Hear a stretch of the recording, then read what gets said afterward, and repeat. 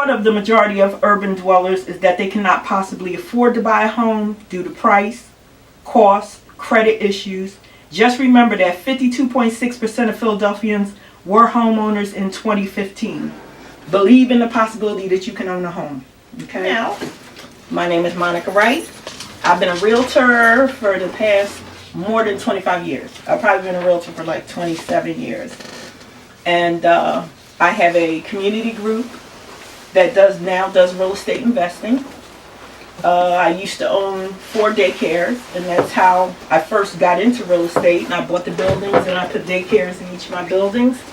And now I am quote unquote retired, which means I just live my life, do what I want, come in here when I want. I homeschool my grandkids. I do a lot of different stuff, usually community orientated.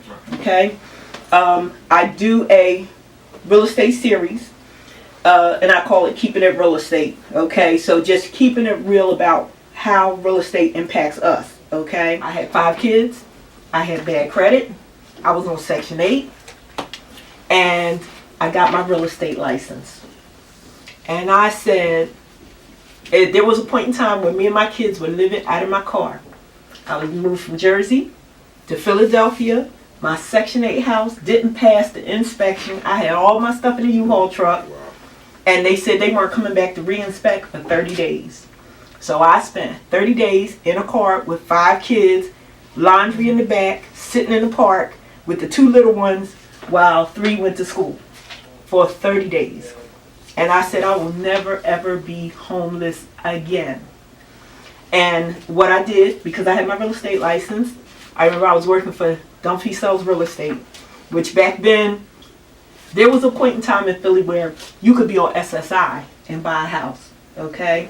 It was that good. It was that rolling. The government was really committed to get people in houses. They had the dollar house program. And so I picked out the worst house in the city in the MLS for the lowest price. And the lowest price house in the whole city was a house on Reach Street in Kensington. And it was listed for $18,200 with a $4,000 selling bonus. It was just a raggedy house, but it had a door, it had windows, it had a heater, everything was working. And I bought it. And I got back $4,000, so I ended up paying $14,000 for it. My mortgage was $186 a month. I gave up my Section 8, and then I started buying houses. And in every house, I put a family daycare home. So for 12 years, I was making about $24,000. Stop using credit. Stop using credit. Stop. Okay? Stop using credit. It'll really change your life. Okay? And whatever you have now, as far as maybe old utility bills from places where you used to live, old Verizon, old medical bills, you really don't ever have to pay a credit cleaning, credit counseling. Don't do it. All you got to do is make a deal with all your creditors. Okay, so let's say you got your check and you got an extra $150, okay? And you look back on your credit and you remember that cell phone you helped your boy get and then he didn't pay the bill. So it was $175, okay? And they've been calling you and bugging you and whatever. And you got that little extra $150. Call them up, say, I want to settle. Yeah, no, you don't need a payment plan. Let me tell you what you do. You want to settle it. It's $175. Tell them you got $75 today. Okay? What you want from them is a letter that says, tell them to send it to your email. I'm settling this $175 debt for $75 today. They usually give you about 15 days to send them the $75. So they send you the letter and get the money order, send them the $75. You're done. Your credit score is going to go up. That's all you got to do. If you owe $250, offer them $150. Okay? If you have old medical bills, like me, I've always been on medical assistance my whole life, no matter how much money I was making because I had 5 kids. All you gotta do is get your medical assistance number if you have that, and call up and give it to them, and the medical bill will go away. Usually, what happens is we go to emergency and we don't have our card. Okay, so any kind of, you can call up and make the deal. Don't pay somebody else. All they're going to do is take your money and pay their bills.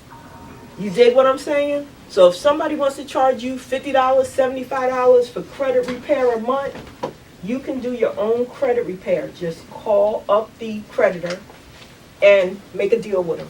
Usually, if it's $250, they'll take $150 and they'll knock off the $100.